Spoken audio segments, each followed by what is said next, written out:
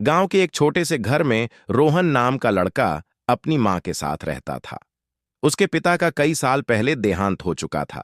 मां दिन रात मेहनत करके रोहन को पढ़ाती थीं।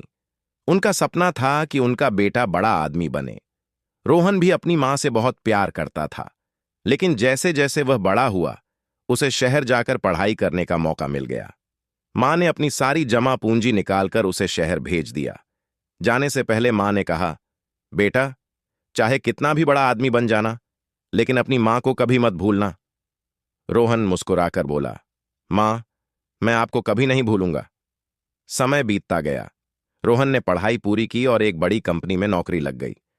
अब उसके पास पैसा था, बड़ा घर था, गाड़ी थी, लेकिन धीरे धीरे वह अपनी मां से दूर होता गया। मां रोज उसके फोन का इंतजार करती थी। जब भी फोन करती, रोहन कह देता, मां, अभी बहुत काम है, बाद में बात करता हूं, और फोन काट देता। मां उदास हो जाती, लेकिन फिर भी बेटे की खुशी के लिए भगवान से प्रार्थना करती रहती। एक दिन मां की तबीयत बहुत खराब हो गई। डॉक्टर ने कहा कि उन्हें आराम और अपने बेटे की जरूरत है।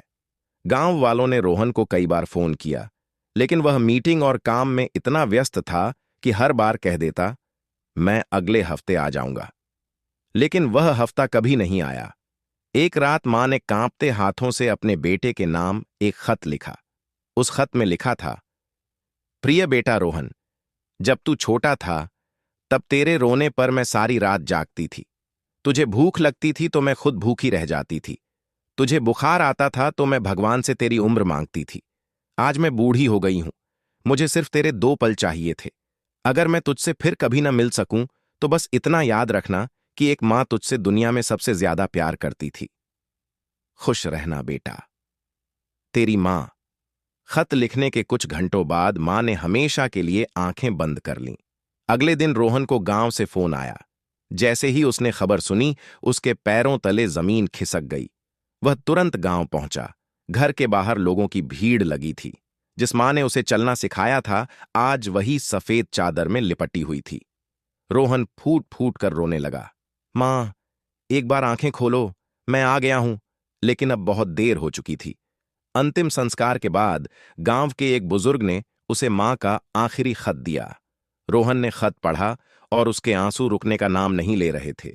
उसे याद आया कैसे मां बारिश में भीगकर उसके लिए किताबें लाई थीं, कैसे खुद पुराने कपड़े पहनकर उसके लिए नए कपड़े खरीदती थीं, कैसे हर रात भगवान से उसकी सफलता की दुआ करती थीं।